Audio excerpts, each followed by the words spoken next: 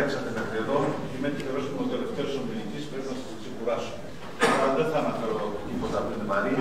Απλώς θα σας δείξω ντοκουμέντα που αποδεικνύουν ότι πάντα η μαθηματική παιδεία, δεν ξέρω με τι γίνεται με τη φιλοσοφική και με την ιστορική ή με την άλλη παιδεία, πάντα η μαθηματική παιδεία έχει πρόβλημα στην Ελλάδα. Γιατί κάτι δεν πάει καλά ή γιατί είναι βαρύ θέμα. Θα ξεκινήσουμε από το 1907 και θα φτάσουμε το 2017. Κάνουμε λίγο πιο πίσω από την καταθεωρήση. Οι 4 πρώτες φωτογραφίες παραλείπονται γιατί είναι ο Θεοδωρής σε διάφορες ηλικίες, σας ξέρετε περισσότερο από εσάς. Ξεκινάμε λοιπόν από το 1906. Αυτό το βιβλίο που βλέπετε είναι το πρόγραμμα, το πρώτο που τυπώθηκε υπεύθυνα από την κυβέρνηση με υπουργό τον κύριο Στεφανόπουλο, δεν ξέρω αν είναι συνωνυμία με τον άλλον, και λέει ότι είναι το πρόγραμμα της ποσότητας, το βλέπετε, αν το διαβάσω, το οποίο αναφέρει όχι τι θα έχουν τα βιβλία μονάχα μέσα, αλλά και πόσες σελίδες θα έχουν τα βιβλία μέσα και πόσα γράμματα θα έχει κάθε σελίδα. Στην τελευταία δεν το έχω όλες τις εκπτωτικές, είναι κρίμα δηλαδή, για να το προχωρήσουμε να δούμε ποια είναι η κούθνα. Εδώ. Επειδή έγινε πολλή συζήτηση για τη θεωρητική αριθμητική, έβαλα το τι ήταν το 1907 θεωρητική αριθμητική. Μπορείτε να περιμένετε για να κρατήσουμε χρόνο. Ήταν όλα αυτά που λένε θεωρία πρώτων αριθμών κτλ. Το 1907. Η επόμενη σελίδα είναι διπλή για να δείτε ότι από την δεξιά σελίδα, εκείνη που είναι άσχετο, δηλαδή και καλά είναι η άλγευρα, και αριστερά είναι η θεωρητική αριθμητική, το δεύτερο φύλλο δηλαδή, γιατί το στη σελίδα. Λέει, αυτή είναι η θεωρητική αριθμητική που μιλήσαμε. Γι' αυτό και τα βιβλία που χρησιμοποιήσαμε παλιοί, με το σκληρό εξώφυλλο, είναι για πρακτική γεωμετρία, θεωρητική γεωμετρία. Λοιπόν, εδώ ο κύριος αυτός γράφει για τη θεωρητική αριθμητική ότι πρέπει να είναι 12 φύλλα εξών τα 2 ασκήσεις. Και άλλα πράγματα, οι συνεχείς αριθμοί, δεν μας ενδιαφέρει τόσο πολύ τι έγινε συνήθως, αλλά πάντως και τότε είχαν πρόβλημα με την οικονομία. Τα βιβλία πρέπει να είναι μετρημένα. Φτάσαμε περνάμε στο 1939.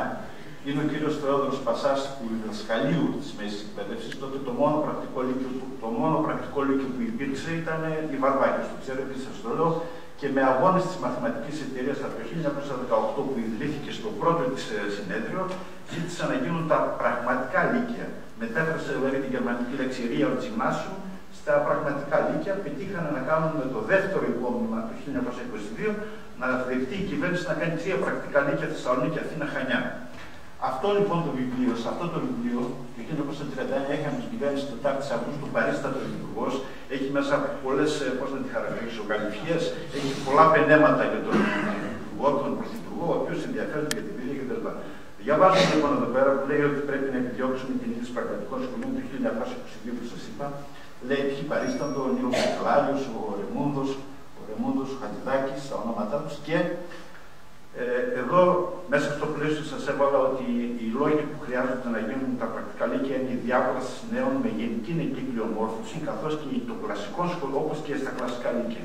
Η μόνη διαφορά είναι ότι όπως γίνεται και δεν το έχω υπογραμμίσει με μπλε το εξής. Όταν οι μικροί μαθητές, το Βαρβάκι δηλαδή, το έχουν πρακτικό, όταν οι μικροί μαθητές της δευτέρας τάξης της σχολής μας εγγράφονται στην 3η τάξη του πρακτικού τμήματος αυτής, με τα ανυπομονησία αναμένουν την έναρξη των μαθημάτων. Ευθύς δε ως τάχτα αρχίζουν, παρακολουθούν κτλ. Γιατί το Βαρβάκι έχει τη μεγάλη φύγη ότι εκεί πηγαίνουν τα πρακτικά, εκεί πηγαίνουν τα μυαλά και τα παιδιά έχουν παρασυρθεί από το ίδιο που παρασύρονται και τώρα. Ότι στο Πολυτεχνείο για να περάσει να πας στο τάδε φροντιστήριο ή στο τάδε καλό σχολείο. Πάλι από το ίδιο βιβλίο του κυρίου Πασά, 22 σελίδες, είναι αυτό το τύπωναν και το διένυμαν δωρεάν στους γονείς των μαθητών της διαλέξης που κάνανε για να ξέρουν τι γίνεται στο σχολείο τους. Πάλι εδώ έχω υπογραμμίσει ότι νομίζουμε εδώ πια αρχίζει το πρόβλημα. Το ίδιο πρόβλημα που συναντάμε και εμείς και συζητούμε σήμερα. Η εξωσχολική μαθηματική εργασία, η δοκιμασία των αποφύτων στα ανωτέρα στο καλά του σχολείου κλπ.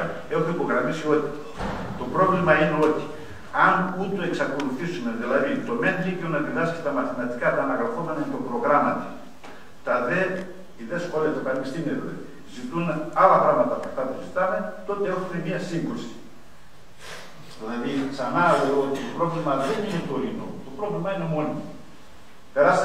Φτάσαμε στο 1964, η κυβέρνηση Γεωργίου Παπανδρέου, υπουργός Λουκής Ακρίτας, πήρε το Υπουργείο από τον Γιώργο Παπανδρέου, το πήρε για να δείξει ότι ενδιαφέρεται, και Γενικός Γραμματέας ο Παπανούσας. Σε αυτό το πάλι κρατικό, δηλαδή, που λέει διοργανώσεις και διοικήσεις της Γενικής Εκπαιδεύσεως, είναι το πιο αναλυτικό τεύχος που έπιασα στα χέρια μου, που λέει όχι μόνο πώς πρέπει να γίνει η παιδεία, πώς πρέπει να είναι τα βιβλία, τι πρέπει να διδάσκουν, αλλά έχει μελέτη, θα δείτε τώρα θα λίγο τις διαφάνειες, απλώς να ακούσετε και ένα λίγο, έχει μελέτη μέσα του πώς είναι η οικονομία της Ελλάδας, πώς είναι η γεωργία, πόσα εκατοστά της γης επί της 100 είναι αυτό, είναι εκείνο, είναι το άλλο. Λέει ότι μας λείπουν καθηγητές μαθηματικών, φυσικής και περισσεύουν οι καθηγητές στην εποχή εκείνη. Ναι. Και προτείνει λύσεις. Οι λύσεις που προτείνει δεν να τις λύσεις. Εδώ βλέπετε αυτό που σας περιέγραψα, ότι η κτηνοτρόφη είναι αυτή και εκείνη η απογραφή του 1920 είναι έτσι. Λέει ότι κάναμε μεγάλους προόδους. Εδώ θυμόσαστε φυσικά καλύτερα από μένα ότι έγινε τότε η μεταρρύθμιση. Δηλαδή δώσανε σχολεία, δώσανε έκτη στο γυμνάσιο, μειώσανε τη δημοτική εκπαίδευση κτλ. Περνάμε εδώ πέρα λοιπόν. Έχει ανάλυση του πώς είναι οι μαθηματικοί που υπάρχουν, πόσοι είναι αυτοί που λείπουν και τι προτείνει ο κ. Παπανούσας. Προτείνει πρώτον να δώσουν υπερορίες στους καθηγητές, πληρώνοντας φυσικά, και δεύτερον ένα επιχείρημα που λέει ότι εφαρμόζεται στις ξένες χώρες να λειτουργήσουν τα πανεπιστήμια Ιούνιο, Ιούλιο, Αύγουστο, Σεπτέμβριο και το ονομάζει εμβόλυμο έτος. Δηλαδή αυτό που κάνουν οι σχολές ξένων γλωσσών. Βγάζουν στο καλοκαίρι ένα έτος για λόγους κέρδους ή για λόγους να πάει το πίσω πιο γρήγορα. Μπορεί να είναι ευθυνή. Το προτείνει λοιπόν ο Παπανούσας και υποστηρίζει και όλα ότι αυτό εφαρμόζεται σε πολλά άλλα κράτη παρακάτω και γενικά έχουν πρόβλημα ότι οι καθηγητές δεν διορίζονται. Δεν θέλει να γράψει σε επίσημο χαρτί ότι δεν διορίζονται γιατί δεν πληρώνονται καλά. Τα φροντιστήρια τότε δίνανε πολύ μεγαλύτερου μισθού στους καθηγητές και είχαν ένα πράγμα που δεν μπορούμε να το πιστέψουμε σήμερα, ότι οι καθηγητές παρακαλούν από το φροντιστήριο να μας πάρουν στο δημόσιο. Και φτάνουμε με το επόμενο στο 1900, το γνωστό σε όλους αυτό, το λόγος και πράξη. Αυτό το έβαλα μόνο και μόνο για να δείξω ότι την έννοια του συντηρητικού σχολείου δεν είναι αυτό που ξεκινήσαμε, όχι ότι η πειθαρχία και το χάρακας δεν είναι πράγματι συντηρητικό, αλλά ο κύριος Γάμανη Φιλίππου, καθηγητής του Πανεπιστήμιου της Θεσσαλονίκης και μετά της Ελλάδας και μετά πήγε στην Κύπρο και έκανε εκεί το αναδικό πρόγραμμα, υποστήριζε ότι η εκπαίδευση θεωρείται γενικά σαν θεσμός συντηρητικός. Τι εννοεί συντηρητικός αυτός ο κύριος? Εννοεί ότι κάθε φορά που προσπαθούμε να κάνουμε μία ανανέωση, αντιμετωπίζει αυτή η ανανέωση ισχυρή αντίδραση στο κατεστημένο. Γιατί τα λέει αυτά ο κ. Φιλίππου? Τα λέει γιατί υποστηρίζει τη θεωρία Μπουρμπακή και τα νέα μαθηματικά που τότε ξεκίνησαν σε όλη την Ευρώπη μέσω του ΟΣΑ ή οποιοδήποτε άλλο οργανισμού τα προωθούσε. Λέει για τις δομές κτλ. Τελειώνοντας, φτάσαμε στο 2017, αυτό είναι ένα φυλάδιο που κυκλοφόρησε στο σχολείο της Θεσσαλονίκης. Ο καθηγητής προσπαθεί, δεν έχει βοήθεια, δηλαδή όταν λέω δεν έχει βοήθεια, δεν έχει κάποιον που πει: κοίτα, θα κάνεις αυτό, είναι καλό. Εκείνο το έχει κάνει ο άλλος και ήταν χάλια. Πήρε λοιπόν θέματα το 2017 από την Τράπεζα Θεμάτων, που η καημένη Τράπεζα Θεμάτων, ένα φεγγάρι, τον υπουργό εκείνο τον αυστηρό, εφαρμόστηκε και πήγε άπατη και τα βάζει στα παιδιά του, τα δίνει, είναι δίκτυο αυτό, λέει θα γράψει κριτές πάνω σε αυτά. Το συμπέρασμα δηλαδή από τη συζήτηση, από όλες αυτές τις διαφάνειες που σας έδειξα, είναι ότι κάτι πρέπει να βοηθήσουν την θεωρητική γεωμετρία του επαφή και την αρχή άλλη κτλ. Είναι ένα πράγμα που επαναλαμβάνεται συνέχεια. Οι άλλες γνώμες θα αφήνουν αν υπάρχουν ερωτήσεις. Σας παρουσίασα μόνο το κομμάτι και δεν ήταν τίποτα δικό μου.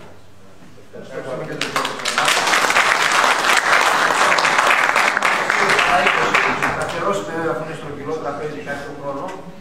Θα αρχίσουμε με ερωτήσεις που θα απευθύνετε, αν είναι δυνατόν σε συγκεκριμένο.